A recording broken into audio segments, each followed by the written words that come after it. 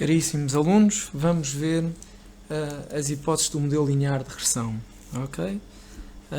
Primeira hipótese. Portanto, estamos perante dados seccionais, certo? A primeira hipótese é o modelo linear nos parâmetros. O que é que significa o modelo linear nos parâmetros?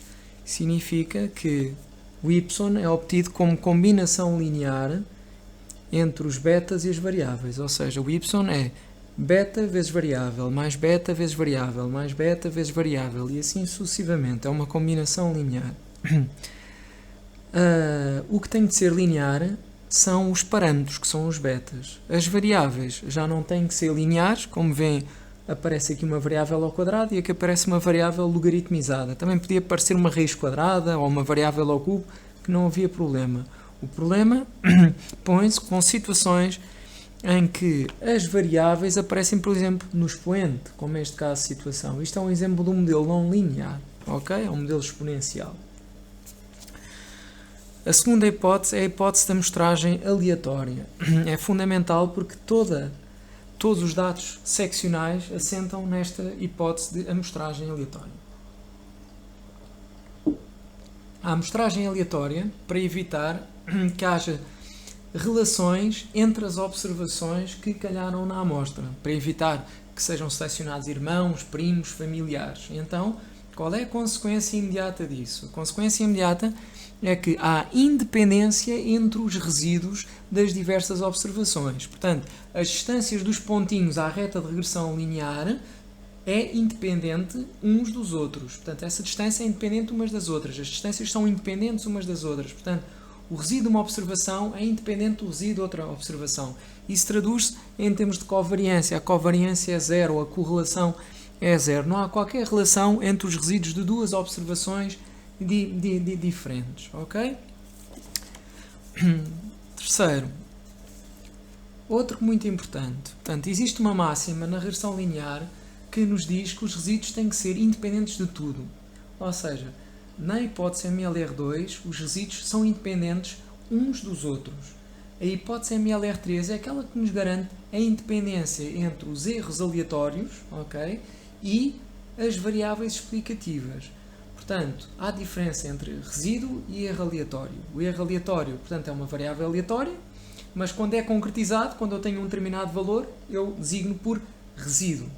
Aqui, genericamente, estou a dizer que não há relação, por isso a covariância entre os erros aleatórios e as variáveis explicativas é zero. Portanto, não pode acontecer, por exemplo, quanto maior o valor de uma variável explicativa, maior o seu resíduo. Não, isto não pode acontecer. Isto é como se fosse a fórmula da probabilidade condicionada. A probabilidade A dado B é simplesmente igual à probabilidade de A. Como quem diz, a informação de X de nada contribui para alterar o valor esperado de U. Portanto, o valor esperado de U dado X é o próprio valor esperado de U. O X é independente do U, a covariância é zero, a correlação entre eles é zero. E, no modelo de regressão linear, sempre que eu tenho uma determinada observação, eu espero que o resíduo dessa observação, eu espero que o erro aleatório relacionado a essa observação, quando ele for concretizado, eu espero que ela seja zero. Portanto, esta é a hipótese que garante que os resíduos são independentes das variáveis explicativas e têm o valor esperado zero. Portanto, temos aqui resíduos independentes uns dos outros, resíduos independentes das variáveis explicativas. A seguir temos uma hipótese um bocadinho aborrecida, que é a inexistência de colinearidade perfeita. Ora, nós para compreendermos esta hipótese temos de ter ideia do que é a nossa matriz X. A nossa matriz X é a nossa matriz das observações. As observações aparecem em linha e em coluna aparecem as variáveis explicativas. Ok? De 1 até K e as observações de 1 até N. O modelo de regressão linear, portanto o y estimado, é sempre igual a beta chapéu mais beta chapéu 1x1 mais beta chapéu 2x2, etc, etc, até o beta chapéu kxk. Para bater certo, a nossa matriz X tem que ter 1 na primeira coluna, que é para o beta chapéu ficar vezes 1. O beta chapéu 1 já vai multiplicar depois pela segunda coluna, o beta chapéu 2 pela terceira coluna e assim sucessivamente. Portanto, tiramos o termo independente. A variável x1, por exemplo, podia ser a altura das pessoas, aqui podia ser o género e aqui podia ser, por exemplo, o número de anos de formação académica que a pessoa tem. Portanto, isso é a nossa matriz X. O não existir colinearidade perfeita significa que não pode haver uma coluna da matriz que é a combinação das outras. Ok? Ou seja, eu nunca poderei obter uma coluna da matriz por intermédio das outras de forma perfeita. Então, vou dar 3 situações, ok, que poderão originar falha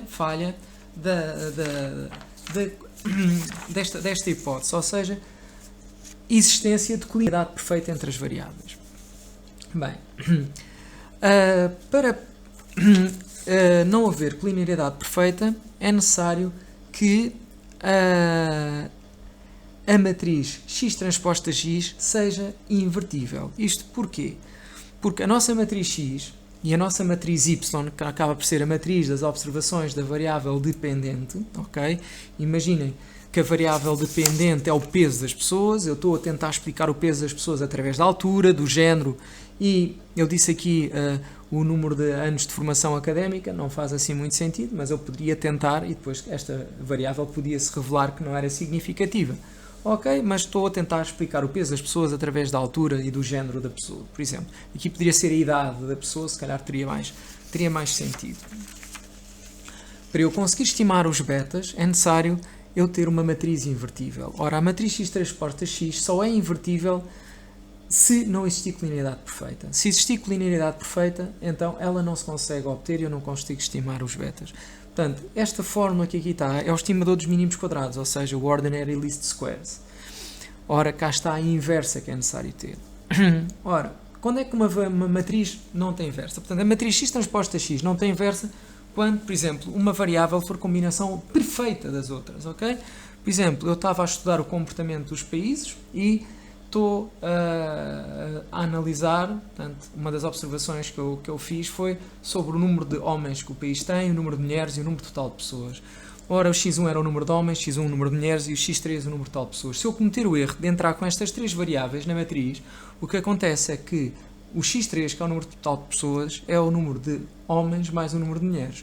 Ora, isto iria originar redundância e iria fazer com que a matriz x transposta x não tivesse inversa e então não permitiria obter os betas estimados, ok? Portanto, o output simplesmente não saía. Outra situação que pode ocorrer também e que faz falha da colinearidade perfeita é, por exemplo, uma variável assumir o mesmo valor para todas as observações. Imaginem que o x1 é 5, 5, 5, 5. Pois é, então se o x1 é 5, 5, 5, 5, ele consigo obter, multiplicando por 5, o termo independente, ok? E geraria colinearidade perfeita, ok? Outra situação é a armadilha das dummies, não é? Portanto, uma variável dummy é uma variável binária que assume o valor 0 ou 1. Portanto, uma das regras é, se nós pretendemos representar C categorias diferentes, devemos criar C menos uma variáveis dummy. Vamos ver o que é que acontece se eu não obedecer isso. Imaginem que eu quero representar o género, ok? E bastaria criar uma dummy que é M, que é de mulher, que é 1 se a observação I é mulher e é 0 no caso contrário. Mas imaginem que eu sou teimoso e vou também criar a dummy HI, que é 1 se a observação I for homem e 0 no caso contrário. A minha matriz X, em que eu pus aqui o termo independente, X1, X2, e chego aqui e tenho aqui a minha dummy M e a minha dummy homem. Imagino que eu tenho mulher, mulher, homem, mulher, homem. Então, se eu estou no caso de uma observação, a observação é mulher, então eu ponho 1 na dummy de mulher e 0 na de homem. Se é uma mulher, 1, 0. Se é um homem, é porque é 0, 1. Se é mulher, é 1, 0. Se é homem, é o 0, 1. Caso eu crie as variáveis mulher e homem, ok? Origina a colinearidade perfeita. Porquê? Porque se eu somar a coluna do M com a coluna do H, vai dar a coluna do termo independente, ok? M mais H dá o termo independente.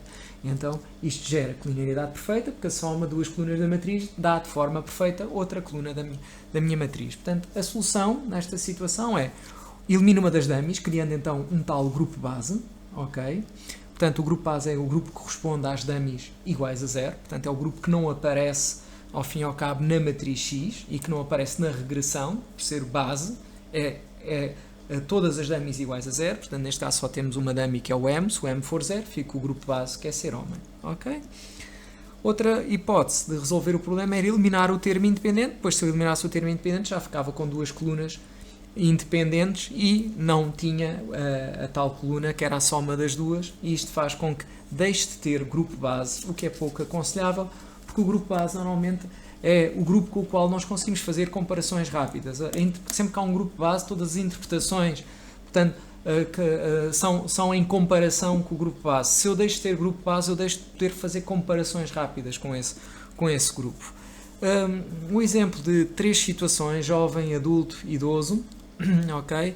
E eu só devo criar 2 dummies, porque se eu for teimoso e criar as dummies jovem, adulto e idoso, por exemplo, um jovem ia ser 100, se for um adulto é 010, se for idoso é 001 e assim sucessivamente. Se eu somar os 3, o que aconteceria era que ficaria com linearidade perfeita, porque a soma diria 1, 1, 1, ou seja, daria igual ao termo independente. Portanto, a solução será sempre criar um grupo base, e o grupo base normalmente deve ser uma das pontas, ou o jovem ou o idoso, ok? Eu criei o idoso e cá está o jovem, é 1, é a variável dummy 1, se for jovem é 0 caso contrário, e o A é adulto, que é 1 se for adulto, e é 0 caso contrário. O grupo base é idoso, corresponde então à dummy que não foi criada, e corresponde jovem, se não é jovem, se não é adulto, é porque é idoso, ok?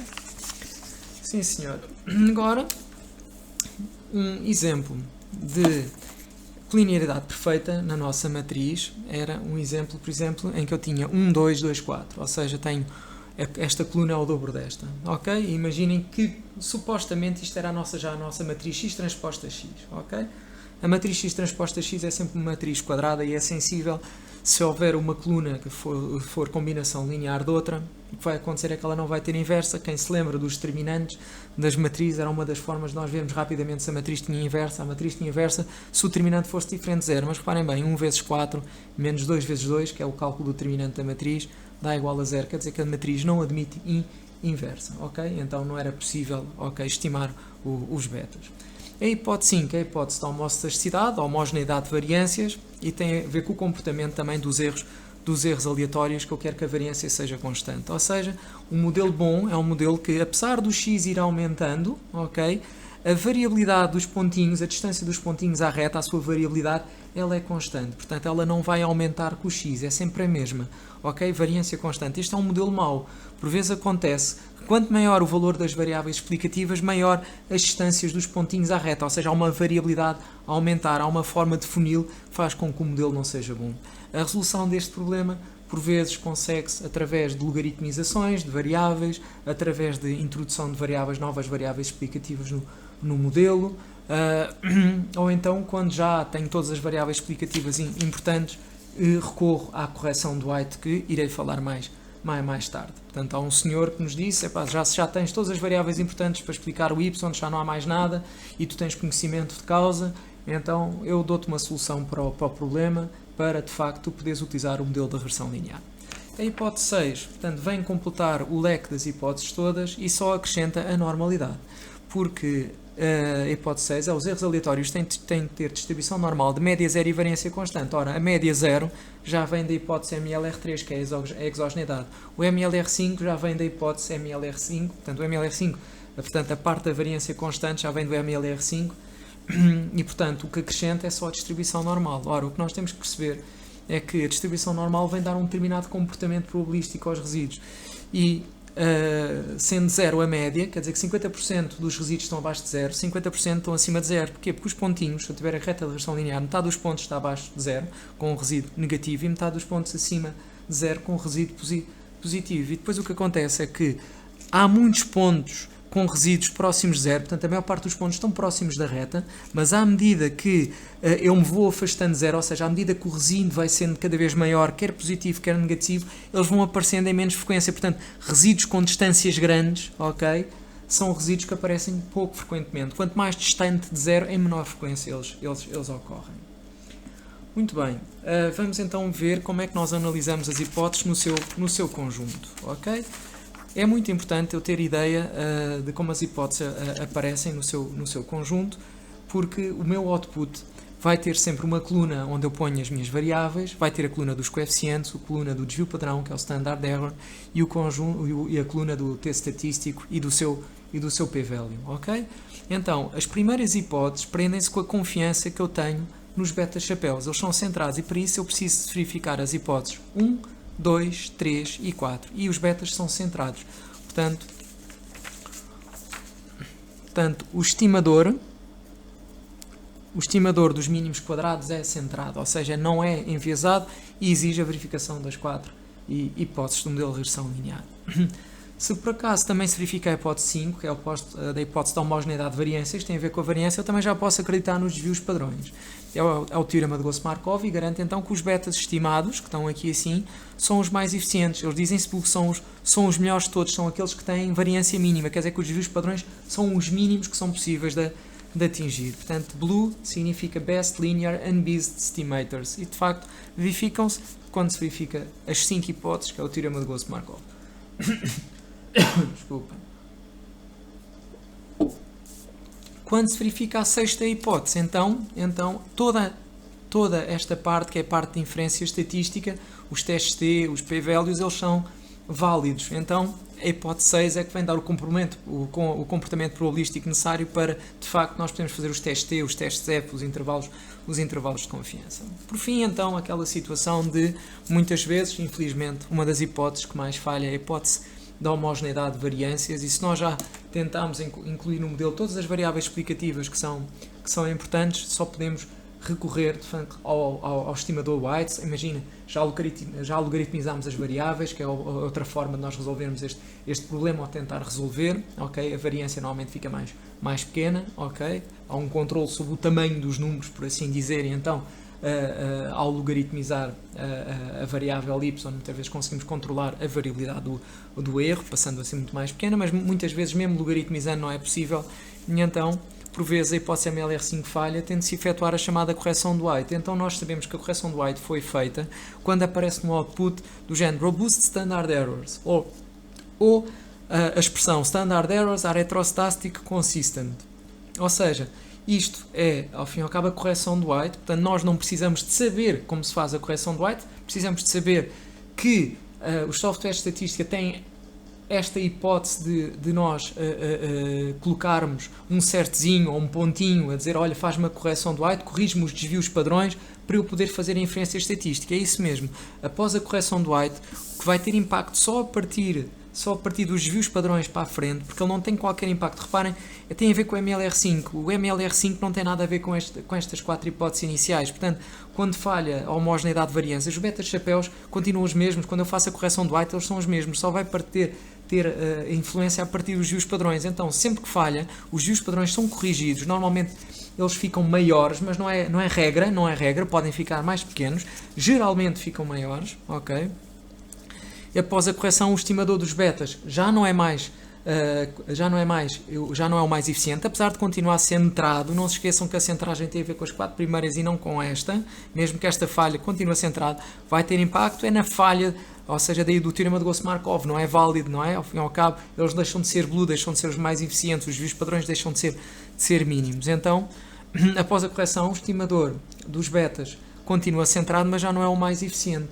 É simplesmente consistente, ou seja, o Sr. White, que nos ajuda a fazer esta tal correção, o que nos disse é assim, olha, a minha correção é só válida se a dimensão da amostra for grande, ou seja, se por acaso a tua hipótese da homogeneidade de variâncias falhar, tens que ter trabalho, tens de ter uma grande amostra para garantir a consistência, e a consistência o que nos garante é o seguinte, quanto maior for a dimensão da amostra, menos enviesados são os estimadores betas, ok? Ou seja, quando o n tende para infinito, portanto, o valor esperado é o beta, ou seja, se eu analisar a população toda, eu consigo obter o verdadeiro beta, ok?